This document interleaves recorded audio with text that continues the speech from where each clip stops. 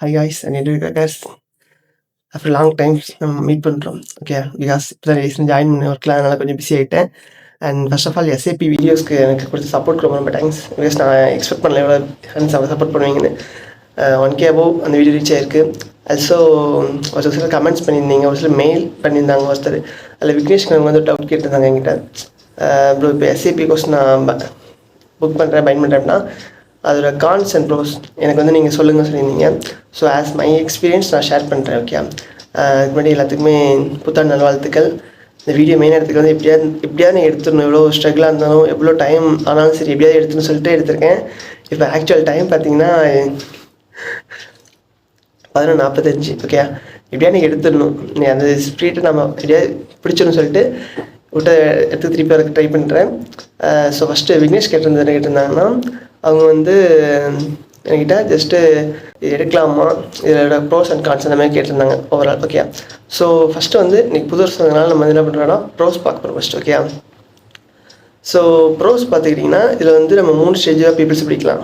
ஒருத்தங்க வந்து யாரும் பார்த்தீங்கன்னா காலேஜ் ஸ்டூடெண்ட்ஸ். ஓகே, இன்னொருத்தங்க யார் பார்த்தீங்கன்னா experienced persons. Because someone interested, அதாவது அவங்க வந்து வேறு ஏதாவது கோரில் வந்துருப்பாங்க. சாஃப்ட்வேர் ஃபீல்டு தான், பட் சாஃப்ட்வேரில் அவங்க வந்து என்ன சொல்லலாம்னா எஸ்கியூ டெவலப்பராக இருந்திருப்பாங்க, இல்லை ஏதாவது ப்ராடக்ட்டுக்குன்னு உள்ள டெவலப்பராக இருந்திருப்பாங்க. ஃபார் எக்ஸாம்பிள் செயின்சிஸ் டெவலப்பர்ஸ் இருக்காங்க, நான் பார்த்துருக்கேன்.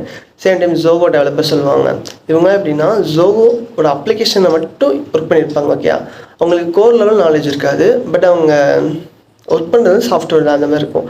கிட்டத்தட்ட அவங்களும் எஸ்ஏபி டெவலப்பர்ஸ் வச்சுக்கலாம், ஆனால் அவங்க எஸ்ஏபி டெவலப்பர் கிடையாது, கிட்டத்தட்ட லைட்டாக ஓட்டுற மாதிரி இருக்கும்.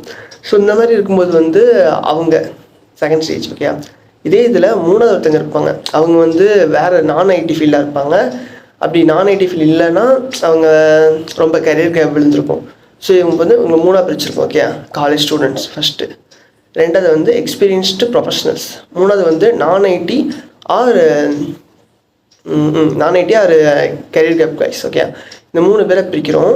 இப்போ 3 பேருமே இப்போ புதுசாக ஒரு எஸ்ஏபி கோர்ஸ் படிக்கிறாங்க. ஓகே, ஆல்ரெடி ஐடியில் எக்ஸ்பீரியன்ஸ் இருக்கிறவங்க அதை படிக்கிறாங்கன்னா அவங்களுக்கு வந்து இந்த ஃபீல்டுக்குள்ளே என்ட்ரன்ஸ் ஆகிறதுக்கு ஒரு வே கிடைக்கும். அது ஒன்று.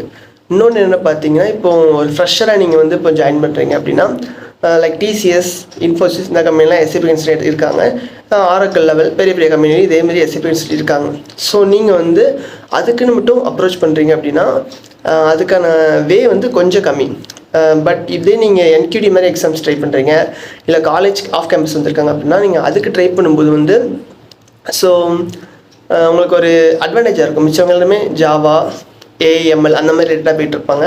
பட் நீங்கள் இந்த மாதிரி வேலை இருக்கும்போது வந்து உங்களுக்கு ஈஸியாக செப்பரேட் பண்ணி ஈஸியாக இருக்கும். உங்கள்கிட்ட கொஸ்டின் கேட்கும்போது நீங்கள் ஈஸியாக ஆன்சர் பண்ணுவீங்க. ஏன்னா எஸ்ஏபி பற்றி அதிகமாக நாலேஜ் ஆப்போசிட்டில் உங்களுக்கு இருக்காது. அப்படி இருந்தாலுமே நீங்கள் ஈஸியாக பேபி, பிடிசி, ஆல்சோ கொஞ்சம் internal level, for example MM module, இல்லை ஃபிகோ அந்த மாதிரி ஏதாவது எடுத்துக்கிட்டிங்கன்னா போதும். உங்களுக்கு அந்த மாடல் எடுத்து தெரிஞ்சால் போதும், ஈஸியாக நீங்கள் எஸ்ஏபி அந்த இன்டர்வியூ தான் ரொம்ப ஈஸியாக இருக்கும். ஓகே, இது வந்து காலேஜ் ஸ்டூடெண்ட்ஸ்க்கு இதெல்லாம் ப்ரோஸ். ஓகே, இவங்களுக்கு அண்டு ப்ரொஃபஷனல்ஸ் வந்து ஈஸியாக போயிடுவாங்க. அது அவங்க ஒரு that's not matter, just skill matter. அவங்க கம்பெனியில் அந்த ஆப்பர்ச்சுனிட்டிஸ்னால் ஈஸியாக மூவ் ஆகிடுவாங்க. அதனால் ப்ரொஃபஷனல்ஸ்க்கு இது ஒரு அட்வான்டேஜ். ஓகே, அதாவது அவங்க இருக்கிற இடத்துலேருந்து இன்னொரு இடத்துக்கு மூவ் ஆகிறதுக்கு. ஓகே, அதே இது இன்னொருத்தங்க சொன்னால் காலேஜ் ஸ்டூடெண்ட்ஸ் சொல்லிட்டேன். இதில் யார் மாட்டிக்கக்கூடிய ஆப்ஷன்ஸ் இருக்குது அப்படின்னா கெரியர் கேப், நான் ஐடி டு ஐடி ட்ரை பண்ணுறீங்களா, அதுக்கு ஏன் ப்ராப்ளம்ஸ் இருக்குது அப்படின்னா உங்களுக்கு ஆல்ரெடி இன்டர்னல் கான்டாக்ட்ஸ் இருக்கணும். உங்களுக்கு இன்டர்னல் கான்டாக்ட்ஸ் இல்லைங்கும்போது சுச்சுவேஷன் கொஞ்சம் கஷ்டம். இன்டர்னல் கான்டாக்ட்ஸ்னால் உங்களுக்கு ஆல்ரெடி அந்த ஃபீல்டில் வேலை பார்க்குறவங்க யாராவது தெரிஞ்சிருக்கணும். லைக் மேனேஜர்ஸ், அட்லீஸ்ட் டிஎல்லாவது அவங்க தெரிஞ்சிருக்கணும். ஓகே, இல்லை எம்ப்ளாயி யாராவது உங்களுக்கு ரெஃபர் பண்ணி அவங்க மேனேஜரோட க்ளோஸாக இருக்கிற மாதிரி இருந்தால் உங்களுக்கு அந்த ஆப்பர்ச்சுனிட்டிஸ் வந்து ஈஸியாக கிடைக்கும். லைக் இன்டர்வியூ கிடைக்கிறதுக்கே இவ்வளோ ரிஸ்க்காக இருக்கும். உங்களுக்கு ஆல்ரெடி கரியர் கேப்பில் இருப்பீங்க, சேம் டைம் வந்து உங்களுக்கு ஐடியா முன்னாடி அனுபவமும் கிடையாது. இந்த பிரச்சனை இருக்கிறதுனால கண்டிப்பாக நீங்கள் வந்து கொஞ்சம் திங்க் பண்ணிக்கங்க. ஏன்னா எஸ்ஏபி கோர்ஸ் உங்களுக்கு மினிமம் 1.5 lakhs அப்போது அது வந்து சார்ஜ் பண்ணுவாங்க. ஒரு சிலர் 50, 60 சொல்லுவாங்க. பட் அவங்க அதுக்கு சப்போர்ட் பண்ணுவாங்கன்னு தெரில. 1.5 லட்சம் 2 லட்சம் கட்டி படிக்கிறவங்க இருக்காங்க, 4 லட்சம் படிக்கிறவங்க இருக்காங்க, நான் பார்த்துருக்கேன். ஒவ்வொரு மாடியூலை பற்றி இருப்பாங்க. டெக்னிக்கல் கன்சல்டன்ட், பேசிக் கன்சல்டன்ட், அந்த மாதிரி ஒவ்வொரு அந்த ஆல்ரெடி சொல்லியிருக்கேன். என்னோட ப்ரீவியஸ் இயர் 15 தெரிஞ்சிருக்கும். எஸ்ஏபியில் மொத்தமே பேசிக் கன்சல்டன்ட் இருப்பாங்க, அண்டு டெக்னிக்கல் கன்சல்டன்ட் இருப்பாங்க, ஃபங்க்ஷன் கன்சல்டன்ட் இருப்பாங்க. ஸோ மேக்ஸிமம் ஃபங்க்ஷன் கன்சல்டன்ட் போது எல்லாருமே ஆசைப்படுவாங்க. நீங்கள் ஃபங்க்ஷன் கன்சல்டன்ட் ட்ரை பண்ணி நீங்கள் உங்களோட இங்கிலீஷ் ப்ரொஃபஷன் எல்லாமே போட்டிங்கனாலும் உங்களுக்கு அந்த ஒரு ப்ராப்ளம்னா நீங்கள் உங்களை ஃப்ரெஷராக கன்சிடர் பண்ணுவாங்களா. ஸோ அதனால் உங்களுக்கு ஆல்ரெடி இன்டர்னல் எக்ஸ்பீரியன்ஸ் இருக்கணும். சரி இன்டர்னலில் உள்ள கான்டெஸ்ட் இருக்கணும். சேம் டைம் வந்து உங்கள்கிட்ட ஸ்கில் செட் கொஞ்சம் அதிகமாக எதிர்பார்ப்பாங்க. ஏன்னா அந்த கேப் இருந்திருக்காதுன்னு ஒரு ரீசன்ஸ்னால. ஸோ நெக்ஸ்ட் நீங்கள் உள்ளே வர்றதுக்கு இது வந்து இன்டர்வியூ ப்ரிப்பேர் ரெடியாகிறதுக்கு தான். இந்த இன்டர்வியூ நீங்கள் கிராக் பண்ணிங்கன்னா நெக்ஸ்ட் உங்களுக்கான பேக்கேஜஸ் வரும். அது based on the company request change ஆகும். ஓகே, இது இப்போ இது ஏற்கனவே இது கான்ஸ் உங்களுக்கு சரியா. ஆனால் இதுலேயும் ஒரு ப்ரோஸ் இருக்குது. ஓகே, என்னடா ஃபுல்லாக கெட்டதாக சொல்லிட்டு இருக்காங்க, நல்லா சொல்ல முடியாது, நல்லது இருக்குது. ஆக்சுவலாக அது நல்லது என்னென்னு பார்த்தீங்கன்னா இதுவும் அதே மாதிரி. ஏன்னா உங்களுக்கு காம்படிஷன் வந்து கம்மியாக இருக்கும். நீங்கள் வந்து இப்போ ஒரு ஃபுல் ஸ்டாக் டெவலப்மெண்ட் கோர்ஸ் படிச்சிங்க பார்த்தீங்கன்னா ஃபுல் ஸ்டாக் டெவலப்மெண்ட் கோர்ஸ் படித்தாங்க எனக்கு தெரிஞ்சிருக்கும் க்ரோஸ் அபோவ் இருக்கிறாங்க. ஓகே, ஏன்னா உண்மை அதுதான். நீங்கள் நெட்டில் சர்ச் பண்ணி பார்த்தீங்கன்னா சரி, ஏன்னா யார் எடுத்தாலும் சரி ஃபுல் ஸ்டாக் டெவலப்பர் எனக்கு தெரியும் அந்த மாதிரி அது இருக்கும். ஆனால் எஸ்ஏபின்னு கேட்டால் எஸ்ஏபின்னு ஃபஸ்ட் சாப்னு சொல்லுவாங்க நிறைய பேர். ஏன்னா அவங்களுக்கு அது எஸ்ஏபின்னு ஃபுல் ஃபார்ம் கூட தெரியும். அந்தளவுக்கு ஃபுல்லாக அவங்க மைண்ட் செட் ஃபுல்லாக வேறு ஒரு இதில் இருக்கும். யங்ஸ்டர்ஸையும் சேர்த்து சொல்கிறேன். அதுவும் சவுத் இந்தியா சைடு பார்த்திங்கன்னா ரொம்ப ரொம்ப ரேரு எஸ்ஏபி கன்சல்டன்ட் கிடைக்கிறது. ஸோ நார்த் இந்தியா சைடு நான் வீடியோஸ் நான் சர்ச் பண்ணி பார்க்கும்போது பார்த்தீங்கன்னா நார்த் இந்தியன் பீப்புள்ஸாக வீடியோஸ் அதிகமாக போட்டிருந்தாங்க. தமிழில் ஒரே ஒரு ஆள் தான் போட்டிருந்தாங்க. ஸோ இதனால தான் சொல்கிறேன், எஸ்ஏபியோட அவேர்னஸ் வந்து ரொம்ப ரொம்ப கம்மி நம்ம சைடு. இது படிச்சிங்கன்னா உங்களுக்கு வந்து ஜாப் ஈஸியாக கிடைக்க வாய்ப்புகள் இருக்குது. ஓகே, அதான் சொல்லுவாங்க. அந்த ஒரே ப்ராப்ளம்னா நீங்கள் இன்டர்வியூ ரெடி பண்ணுறது ப்ரிப்பேர் பண்ணிட்டு கரெக்டாக பண்ணிட்டு போதும், ஈஸியாக கிராக் பண்ணிடலாம். அண்ட் இதுதான் மெயின் அட்வான்டேஜ். இது இப்போ கான்ஸ் அப்படி எடுத்துக்கிட்டிங்கன்னா அது ஒரு மூணு இதாக பிரிச்சுக்கலாம். ஓகே, ஃபஸ்ட்டு என்ன இதோட cost compared to others. For example உங்களுக்கு basic score job job full stack development கோர்ஸோ அதிகபட்சம் ஒரு நல்ல ஒரு குவாலிட்டியான ஒரு டீச்சர்ஸ் இருக்கிறது, ஒரு ட்ரைனிங் இருக்குங்க அப்படின்னா உங்களுக்கு 40-80 அந்த ரேஞ்சில் கிடச்சிரும். ஓகே, இப்போ மேக்ஸிமம் உங்களுக்கு ஆன்லைன்லேயே எல்லாமே கிடச்சிரும்.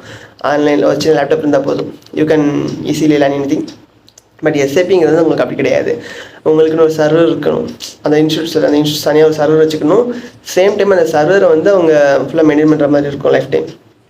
ஓகே, அதனால நீங்கள் வந்து ஒரு இன்ஸ்டியூட் போகிறீங்கன்னா அவங்க அதுக்கு எடுத்து சார்ஜ் பண்ணுவாங்க எக்ஸ்ட்ரா.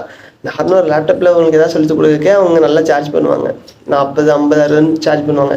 இல்லை தனியாக சர்வர் வச்சு அதை மெயின்டைன் பண்ணுவாங்க. உங்களுக்கு சர்டிஃபிகேஷன் கொடுக்கணும் அதுக்குன்னு சொல்லி 1.5 லட்சம் கிட்ட மினிமம் நல்ல குவாலிட்டியாக கொடுக்கணும்னா 1.5 கிட்ட கொடுப்பாங்க.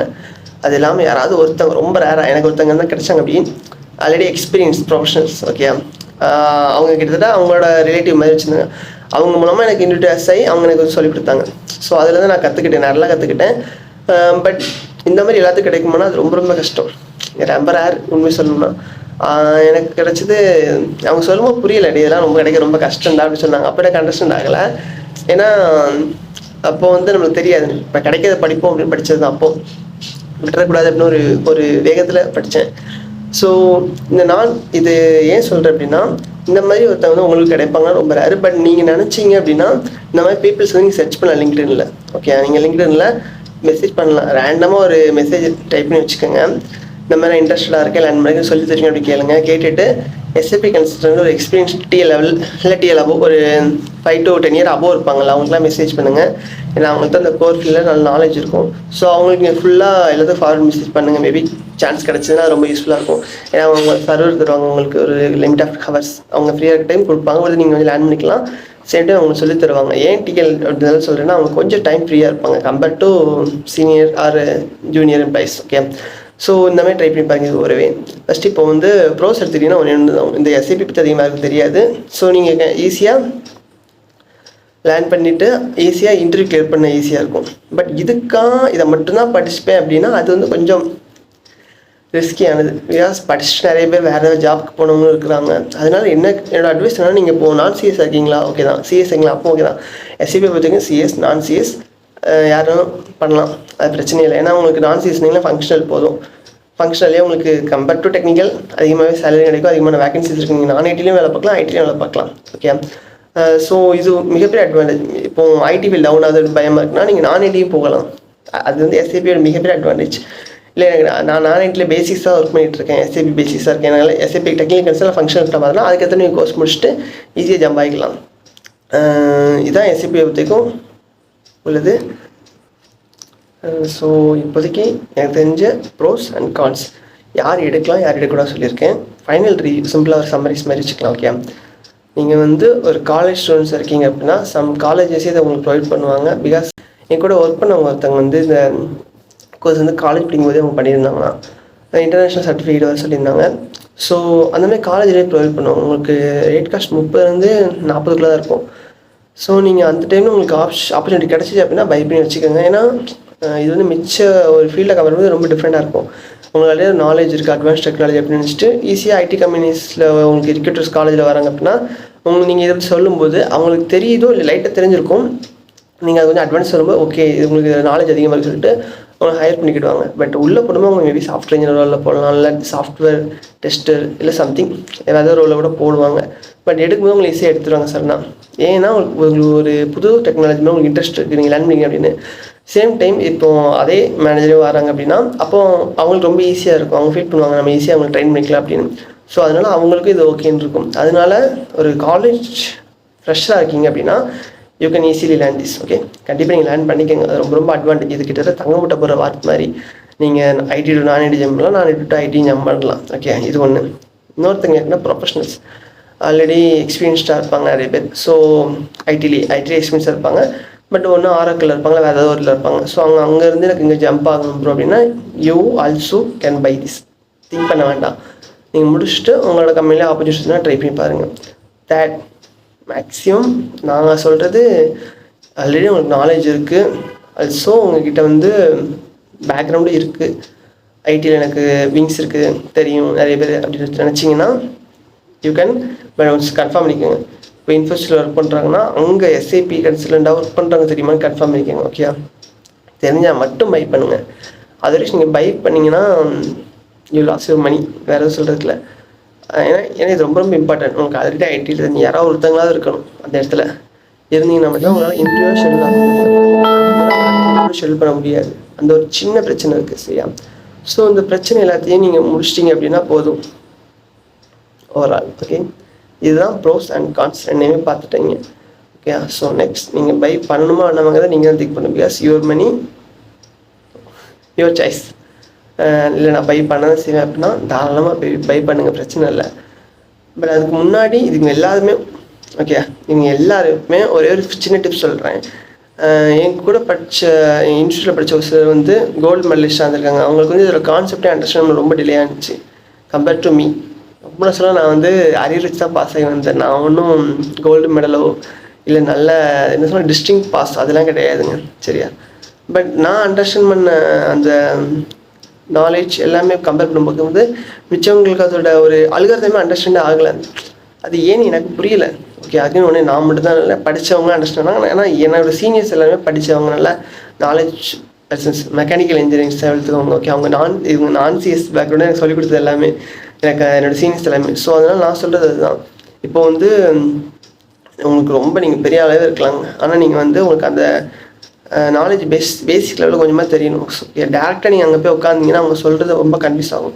ஸோ டெக்னிக்கல் கன்சர்னாக நாளைக்கு டெக்னிக்கல் கன்சர்ன் அது மேட்டர் இல்லை. நீங்கள் அதாவது like functional concern technical basis நீங்கள் என்னோடய வீடியோ அந்த 3 hours வீடியோ பார்த்து உங்களுக்கு எவ்வளோகான அந்த உங்களுக்கு நாலேஜ் கெப்பாசிட்டி கிடைக்கிது அப்படிங்கிறத மட்டும் கொஞ்சம் நிறுத்தி நிதானமாக திங்க் பண்ணி பார்த்துட்டு ஒரு 35 above இல்லை 40 above உங்களுக்கு அண்டர்ஸ்டாண்ட் ஆகிடுச்சு, எனக்கு பிரச்சனை இல்லை அப்படின்னு நினச்சிங்கன்னா நீங்கள் ப்ரொசீட் பண்ணுங்கள். நீங்கள் காலேஜ் ஸ்டூடெண்ட்டாக இருக்கலாம், இல்லை ஐடி ப்ரொஃபஷனல்ஸாக இருக்கலாம். ஓகே, ஸோ இது என்னோடய அட்வைஸ்.